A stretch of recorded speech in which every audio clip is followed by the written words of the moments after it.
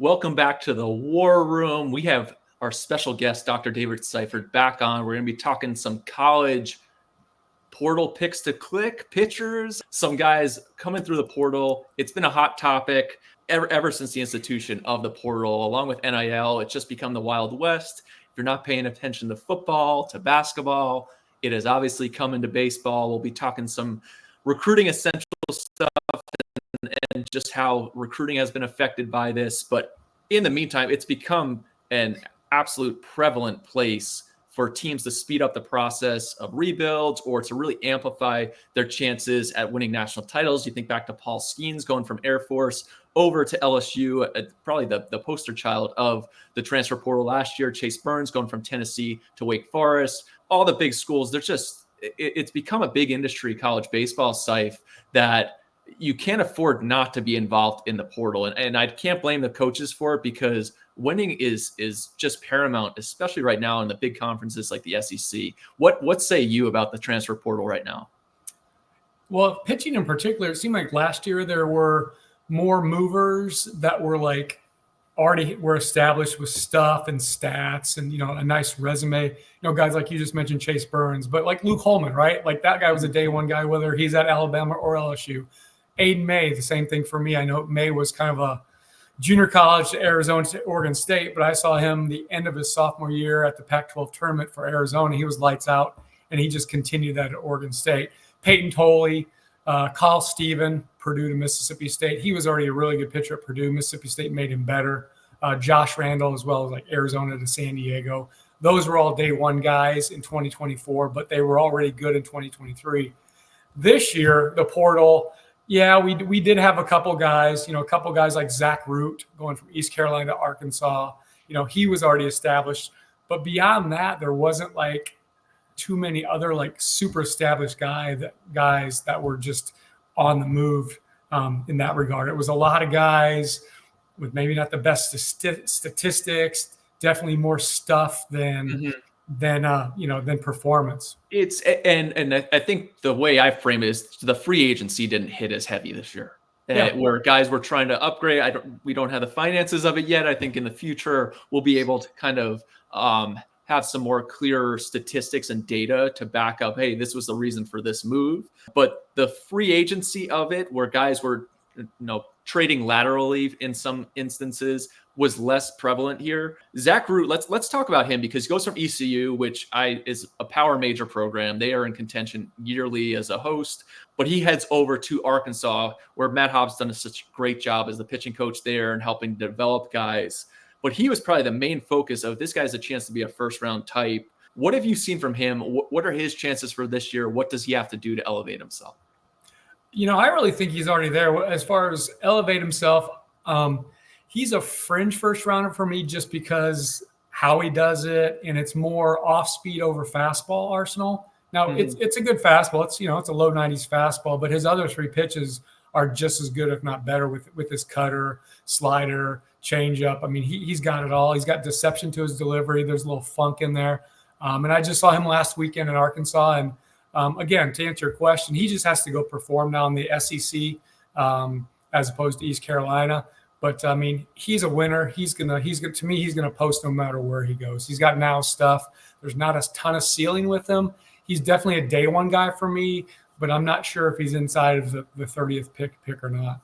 Well, it sounds like he'll have a chance to do that. SEC, obviously, all the eyes that'll be on him, TV, synergy, whatever it may be. He'll have plenty of attempts at that. But that's a guy who is already kind of at that high level. You show up. I don't want to like make it simplify it too much, but like, hey, don't have to mess with this. Just don't mess this up. You're kind of here. Now you have your chance to get after on the big stage. A couple of these other guys are a little bit different. Okay. Let's first start with Alton Davis, who goes from Alabama. He's a former future gamer. I can still remember him hopping up on the mound and how excited I was. David Sharp showing those guys off in the state of Alabama when he was uncommitted as an underclassman.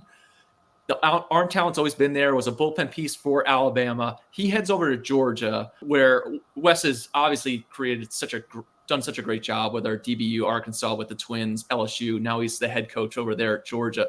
What type of upside do you see for a guy like Alton Davis? What does he have to do to really help elevate himself?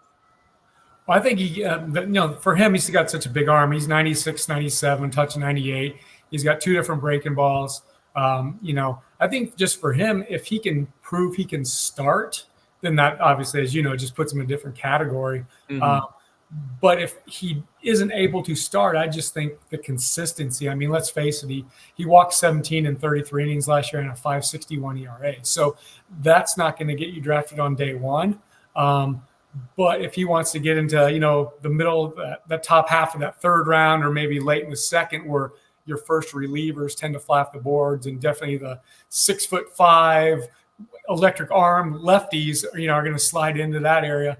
To me, he just needs to separate his breaking balls more. He needs to have that slider, and instead of like a sweeping curveball, which is very similar to a slider, I think he needs more of an overhand curveball. Just commit to, like, I'm going to throw more of a downer breaking ball and have some separation between that and my slider. His fastball is good. He's got a steep vertical approach, so I think his fastball is all good as far as throwing it in the zone. Now he's just got to refine that command, just like almost everybody else has to, right? So he's got a number of things to do to get into day one, but he's got a lot of things that you easily like, okay, yeah, he could be in this day one because he's 6'5", 185. He got electric arm. He touches 98. He's left-handed. So he's got a lot of stuff that puts him there. He just needs to refine several things. He's interesting in this case, though, where he was such like a baby giraffe growing into his frame at the high school level, where, hey, the velocity kind of jumped while he's at Alabama. Now, if it comes together, to me, you kind of forgive the last 2 years and you look ahead to the future, especially if it comes together this year. I really like what Alton Davis could bring. Another one who's different than those other two is Cade Fisher. Started last year as the Friday night guy at Florida for the Gators. He's now at Auburn, lefty that I loved him in high school. Obviously, clean lefty, comes out right, multiple pitches for strikes. Actually, how similar is he to like a Josh Hartle, where the velocity hadn't jumped yet, but it was kind of in that clean left-handed mold? What does he have to do and show outside of just the consistency in the SEC this year at Auburn? Once again, for him, very similar. I think his control that he does have, and I mean, he walked 29 guys in 59 innings, so that's not terrible. The 7.13 ERA is not so hot. But for me, it's just refine the control, turn it into command as opposed to just, control. But his fastball does move, and he's got an outlier release. It's near 5 foot or just over 5 foot release height, and he's got above average extension. So his two-seamer really plays, but it does move. So that's obviously harder to command than a straighter fastball or a fastball of a different shape. And then the final thing for me, he just needs to get that third pitch. His third pitch is a changeup, but last year he was in the 8th percentile of strike rate for his changeup. So obviously, if a hitter can just eliminate one pitch, he's only up there looking for 2 instead of 3. Advantage hitter, right? But Cade has some work to do with his control and his third pitch, but there's no reason he shouldn't be able to do it with his change of scenery from Florida to Auburn. You said what you said right there is spot on. We talk about it all the time offline. Some guys just need a change of scenery. Yes. And I don't even think there would be any animosity from the Florida side, him going to Auburn. It's more like, hey, we're sorry things didn't work out here. You just kind of need to go somewhere else. And especially in the SEC, it's almost very similar to Major League Baseball. You just need to go somewhere else. It didn't fit here. The media may be on you, the fans, whatever it may be. You're mentally you have a roadblock here. It may work out somewhere else. So I am definitely rooting for Cade Fisher to come up big there with Butch Thompson and the rest of the Auburn crew. But let's shift over to some right-handers. And you had some fun names on here. And I think we have to start at LSU with Chandler Dorsey. And LSU's done a great job. They brought in a few guys from the portal with those guys. But what do we have with Chandler Dorsey, who comes over from USF as Coach Billy Mullen and the staff leave there? Yeah, I mean, I've been wrong on guys before, and I've certainly been wrong on guys I see one good look at, and I'm like, man, he's really, really good, right? And Dorsey may be that guy. I really hope he's not, because he's legit. I mean, he'll power it up there. He averages 95. He'll reach the upper 90s. It doesn't have the best movement. It's one of those straighter fastballs where the IVB and the HB are similar. There is a little separation there, but when we're reading the data, it's maybe a little too close. He could use some more separation between the IVB and the HB, but he's got a wipeout slider, true sweeper. I think what he have, it was 90 something. He uses it over half the time. So he's a slider over fastball guy, but he will touch 98 with his fastball. And it's a really, really good one too. He kind of probably profiles for the bullpen more than as a starter. But again, that kind of puts him in the third round, maybe late two if he has a truly, fabulous year and touches 100, which he could. But I saw him really, really good in the Cape. And I just think anytime you're jumping over to LSU or even Arkansas with Zach Root going there for that matter, I got the chance to tour the Arkansas facilities last weekend. And if I'm a pitcher, that's where I want to go. I mean, they got everything you need to do to develop, from the weight room, from the data analysts to just the mound that can sense everything you're doing, So, and I'm sure LSU is wired the same way. So anytime you get opportunity to go there to take your talent and make it a better skill, you got to do it. And I'm looking for big things from Dorsey in Baton Rouge this spring. Shoot, touching 100 out of the bullpen, the embarrassment of riches of the SEC to roll guys out there. And if you have a slider like that, which everybody in the SEC has a slider, so I'm sure we'll be throwing a lot of those. But be very interested to see what happens with Dorsey. It is an interesting list, and you can check out d1baseball.com, also prepbaseball.com to check out Seif's stuff at Draft HQ. Really awesome content that you've been rolling out there with regards to these college guys and what to expect, right? We have the frontline names are hit you right in the face, but it's diving between or beyond that is what I love about you, Seif, is just scouting the talent, scouting the tools. What does this guy have here? How do we check this out, especially going into the spring, right? The spring offers that template to really really grab the bull by the horns and grab your spot. There are a few other guys on here. I'll get to kind of the sleepers, but like a guy like Evan Kress, who's at FSU, I look at his freshman year at Jacksonville, great stuff. Sophomore year, 6.96 ERA. Guys hit 323 off him. I'm writing down notes like, was he tipping there? Is there something that they'll find? Because that differential was really interesting to me. Tanner Franklin, who's a 6'5", 240-pounder, up to 98. Jason Reitz, who goes from St. Mary's to Oregon, who's at 6'9", 7'4" release height. Do they have a chance to go there with Hawk and really create maybe some sync from that high release height? There's a lot of cutters, a lot of the data that you put into that article, which was outstanding.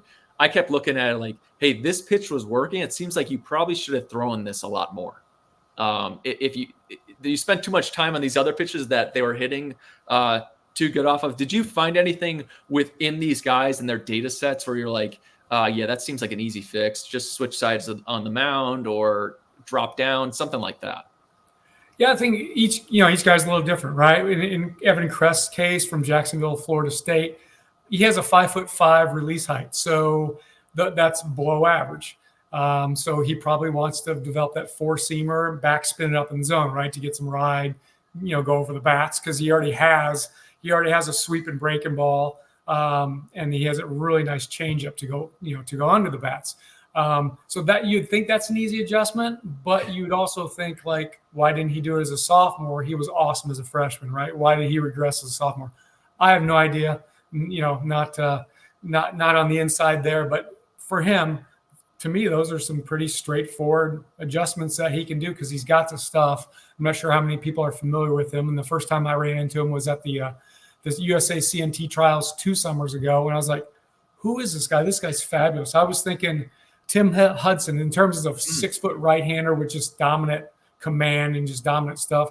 That was Evan Kress. And then, I don't know what happened the spring of his sophomore year, but now he's at Florida State and I can't wait to see him. I'm heading down there on Saturday. So hopefully nice. He's pitching. Yeah. And not to build too many excuses, the expectations can be a driving factor too, right? You have such a great freshman year. It's hard to lead from or be in the lead, right? To step up there, expectation of success is not something that's easy to come with. That's why I loved watching Chase Burns last year and Skeens 2 years ago. We expect you to strike out 15 and you keep going out there and doing it.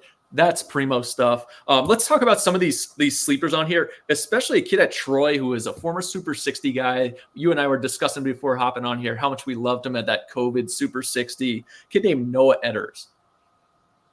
Yeah, like you said, we saw him at the Super 60, and then I think a couple months later during the spring season, he broke down, had Tommy John. So Mm. he spent his first 3 years at Bradley, just really never put it together. And he only averaged last year 89.6 miles per hour according to Synergy. So obviously that's not the velocity that we saw at the Super 60 when I think he touched 95 maybe or whatever. But a big, strong guy, loose arm. He has a good, above average changeup. But this fall already, he's sitting 92, 94 for the Troy Trojans and head coach Skylar Meade. So we both know Skylar. Skylar's a great human being. He's also a great pitching coach. And if someone's going to get the best out of a pitcher, it's probably going to be Skylar. So I think just the change of scenery for him, not that he was in a bad place like we talked about, but he's just going to maybe a better place to get the most out of him.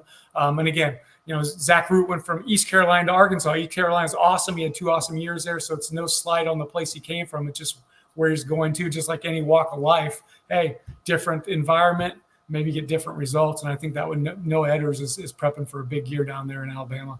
The developmental curves are different for everybody, as we know. So it's very fascinating to see this. And not everybody is in. I think we get lost in this NIL period of transfer portal, like, oh, this guy's going to get paid. Some guys were not good. They just needed to go somewhere to clean things up, and especially within, you talked about this year, the free agency it was not a big free agent market. It's more, hey, this guy might need a change of scenery. What does he have? Does he have a type of tool that our pitching coach can work with?